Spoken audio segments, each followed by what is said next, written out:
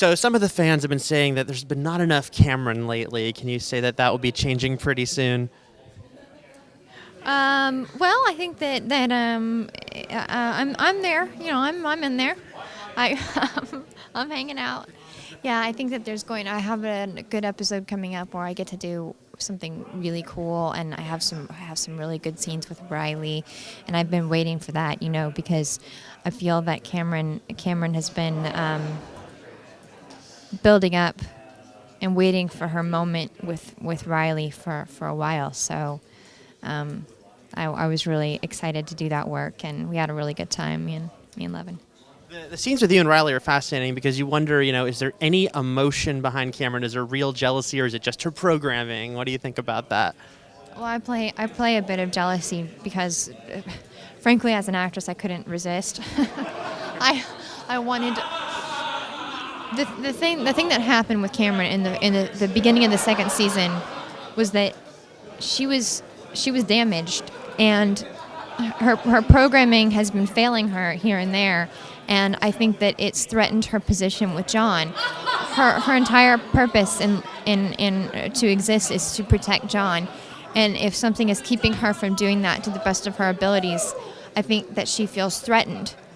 It threatens her. It threatens her position, and I think when Riley came into the picture, that also threatened her job, because it's her job to be by John always and to be with John always. And so I sort of wanted to play that as a bit of jealousy because I think that we're really trying to blur the line a little bit about what it means to be a robot and what it feels to be a robot.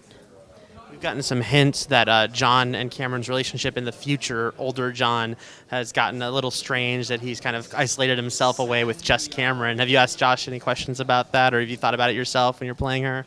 We always ask Josh questions about it, but he doesn't like to give too much away. He loves the suspense and the surprise. But yes, I think that was an underlying question that all of us were asking ourselves when we're playing the scenes in the present day, wondering how much Cameron knows about the future.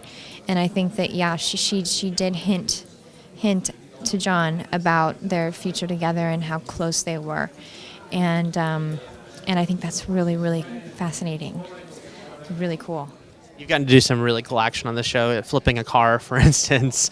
Coming up, do you get to do any big stunts? Yes, we have some really big stunts in the end. We really went for it. At the end of the second season, they did me in. I mean, I really was.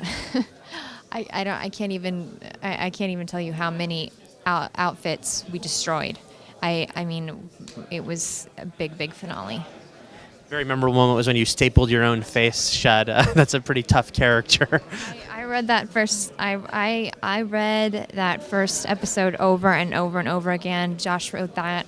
I am so proud of that episode. I thought it was brutal, but it was also really moving.